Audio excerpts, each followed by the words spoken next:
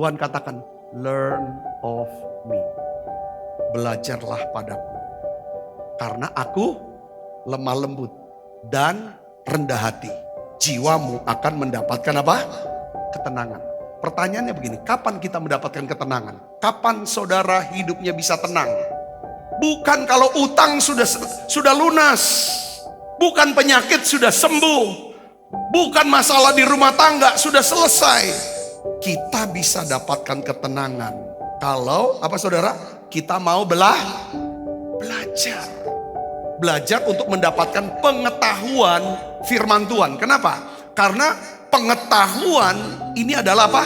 Kunci yang bisa membuka segala sesuatu yang tertutup. Selama 14 hari, 14 malam, kapal terombang-ambing di tengah lautan. Mereka tidak tahu apakah mereka akan selamat di dalam badai itu, saudara. Tapi di kapal itu ada Rasul Paulus. Itu Kisah 27 ayat 22 sampai 25. Kenapa kok Rasul Paulus?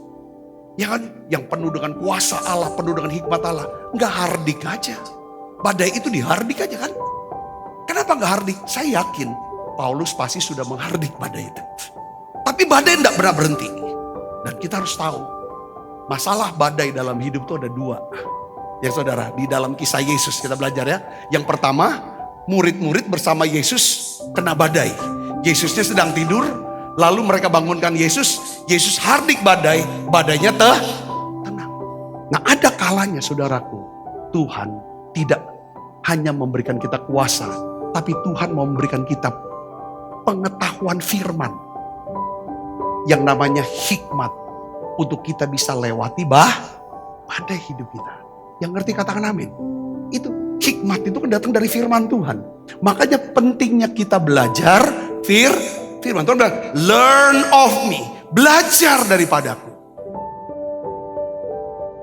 Mengapa kok pengetahuan firman itu penting buat setiap kita? Mazmur 119 ayat 105 katakan apa? Firman-Mu itu apa?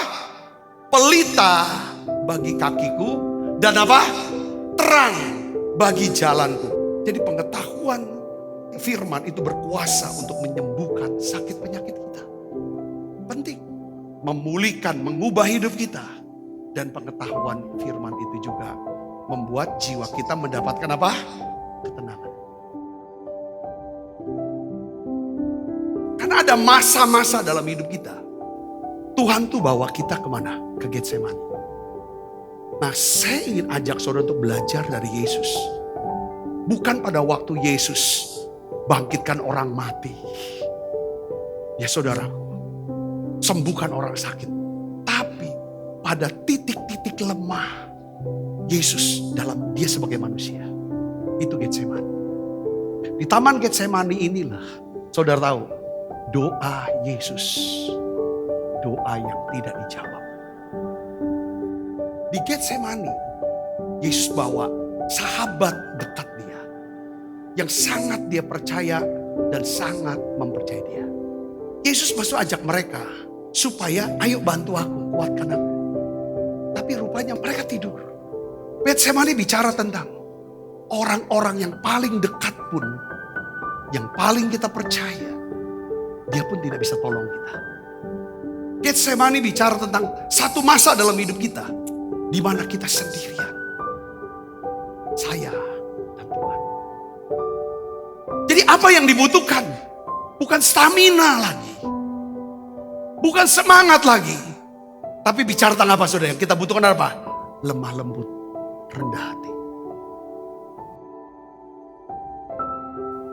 Pertama, kita belajarnya apa? Di Getsemani. Tuhan Yesus menunjukkan apa? Kerendahan hatinya. Kapan? Dengan cara apa? Yesus berdoa dengan Bapaknya. Seperti Yesus, dia doakan perasaannya itu. Apa doanya Yesus? Ada 3. Yesus berdoa dengan menyatakan iman, pengharapan, dan kasih. Yesus berdoa dengan iman, dia berkata apa? Ya Aba, ya Bapa. Tidak ada yang mustahil. Yang kedua adalah Yesus berdoa dengan apa? Pengharapan. Dia berkata apa? Ambillah cawan ini daripadaku. Cawan apa saudara? Cawan penderitaan. Yang ketiga, Yesus berdoa dengan apa? Kasih. Janganlah apa yang aku kehendaki, melainkan apa yang engkau kehendaki. Yang kedua, Tuhan Yesus menunjukkan kelemah lembutan dengan melakukan apa? Kehendak Bapa. Yesus memiliki kekuatan jauh lebih besar. Tetapi kenapa kok dia tidak pakai kekuatan itu untuk melindungi dia?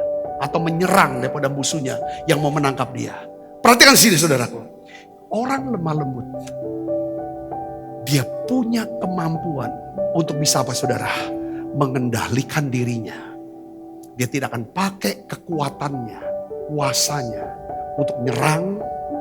Ya saudara, ya kan? Atau menyalahgunakan kekuatannya untuk kepentingan dirinya sendiri. Yang ketiga, Yesus menunjukkan belas kasihannya kepada para musuhnya. Lukas 22 ayat 50 gitu. Dan seorang dari mereka menyerang hamba imam besar sehingga putus telinga kanannya.